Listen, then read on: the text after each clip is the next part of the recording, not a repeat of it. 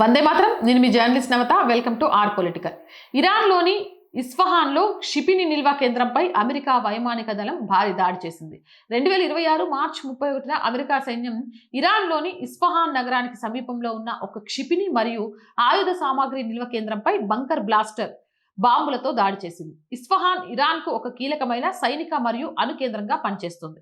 ఇక్కడ దాని క్షిపణులు మరియు ఆయుధ సంపత్తి నిల్వలు ఉన్నాయి. ఈ దాడి ప్రత్యేకంగా ఆ ప్రాంతంలోని ఒక పర్వత ప్రాంతాన్ని లక్ష్యంగా చేసుకుంది. ప్రారంభ దాడి జరిగిన 8 గంటల తర్వాత కూడా ఇరాన్లోని ఇస్ఫహాన్లో ఉన్న క్షిపణి నిల్వ కేంద్రంలోని నిరంతర పేలుళ్లు ఇంకా జరుగుతున్నట్లు నివేదికలు వస్తున్నాయి. ఆ ప్రదేశంలో భారీ సంఖ్యలో క్షిపణులు నిల్వ ఉన్నాయనడానికి ఇది తిరుగులేని రుజువు నిలుస్తుంది. ఈ క్షిపణులను ఇజ్రాయెల్ విజయవంతంగా గుర్తించి లక్ష్యంగా చేసుకుంది.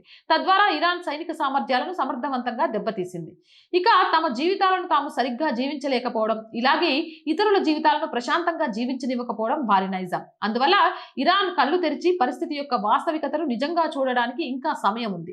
తమ ముందు ఎవరున్నారో వారు ఖచ్చితంగా గుర్తించాలి. అయినప్పటికీ ఇది నయం కాని దురదల, ఏ నివారణ లేని దీర్ఘకాలిక వ్యాధిలా కనిపిస్తుంది. ఈ బాధను భరిస్తున్నది ఇరానీయులే, కానీ భారతదేశంలోని కతేషార్లు, యోధులు, సానుభూతి పరులు వేదనతో విలపిస్తున్నారు. అలాంటి వాళ్ళని చూసి ఏమనాలో అర్థం కావట్లేదు. మోర్ వీడియోస్ కోసం our group of channels, our voice, our political, our Sanskriti 3 మన ఛానల్సే. So please subscribe our channels. Content బాగుంది అనిపిస్తే లైక్ చేయండి, షేర్ చేయండి. అండ్ ఆర్థికంగా ఫస్ట్ వీక్ నేను 2 డేస్ నుంచి ఈ విషయాన్ని మీ ముందు ఉంచుతున్నాను. శాలరీస్ అలాగే ఆఫీస్ రెంట్ కొంచెం ఈ నెల ఇబ్బందికరంగానే ఉంది. మీరు చేసే సపోర్ట్తోనే ముందుకెళ్ళడానికి మాకు యూజ్ అవుతుంది. సో ప్లీజ్ ఆర్థికంగా ఆదుకోండి. ఆదుకోవాలి అంటే సబ్స్క్రిప్షన్ పక్కనే జాయిన్ అనే బటన్ ఉంది.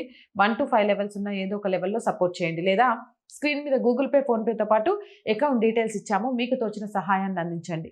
వ్యాపార ప్రకటనల కోసం 8328500576 నెంబర్ని సంప్రదించండి. జై హింద్, జై భారత్.